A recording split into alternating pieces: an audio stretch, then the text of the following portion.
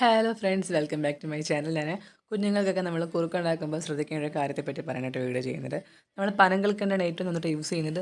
മധുരം ഒന്ന് ആവാൻ വേണ്ടി മാത്രം മതി, ഓവറായിട്ട് യൂസ് ചെയ്യരുത്. കാരണം നമ്മൾ ഷുഗറും ഉപ്പും ഒക്കെ ഏറ്റവും നന്നായിട്ട് കുറയ്ക്കുക അത്രത്തോളം നല്ലതാണ് കുഞ്ഞുങ്ങൾക്ക് കേട്ടോ.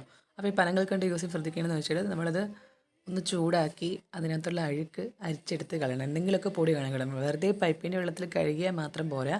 ഇതൊന്ന് വെള്ളത്തിലിട്ടൊന്ന് തിളപ്പിച്ചെടുത്തിട്ട് ചൂടാറുമ്പോഴത്തേക്കും നമുക്ക് ആ പൊടി നമുക്ക് അരച്ചെടുക്കാൻ പറ്റും. ഞാൻ ഈ വീഡിയോയിൽ കാണിച്ചു തരാം. അപ്പോൾ ശ്രദ്ധിക്കുക, അത് ഒത്തിരിയായിട്ട് യൂസ് ചെയ്യേണ്ട, ഒന്ന് 2-3 കഷ്ണം ഇട്ടാൽ മതി. നമ്മളിപ്പോൾ കുറുക്ക് എടുക്കുന്ന ആ കുറുക്കിൻ്റെ ഒരു ചെവയൊന്ന് മാറിക്കിട്ടാൻ വേണ്ടി തരത്തിൽ മാത്രം പനങ്കൽക്കണ്ട് യൂസ് ചെയ്താൽ മതി.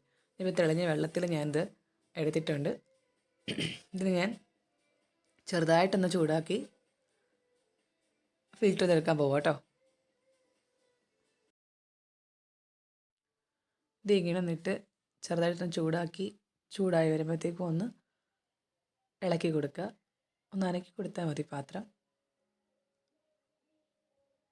ഇതിന് നമുക്ക് ഫിൽറ്റർ ചെയ്തത് ഇതുപോലെ തെളിഞ്ഞെടുക്കാൻ പറ്റും.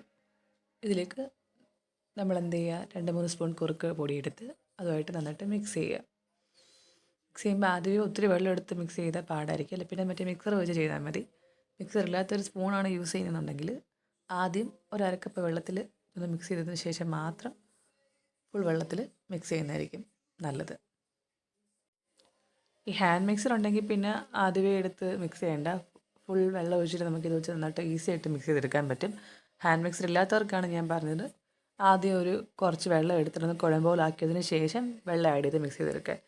ഇപ്പോൾ നമ്മൾ അരക്കപ്പ് പാലും അരക്കപ്പ് വെള്ളവും ഒരു 4 സ്പൂൺ അമൃതം പൊടി എടുത്തിട്ടുള്ളത്. ഇത് നന്നായിട്ട് മിക്സ് ചെയ്ത് വെച്ചിട്ടുണ്ട്.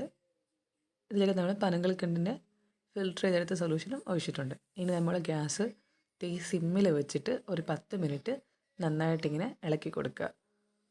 നമുക്കറിയാൻ പറ്റുമോ ചേഞ്ചസ്, കുറുകി വരുന്നത് വ്യത്യാസം നമുക്കറിയാൻ പറ്റും.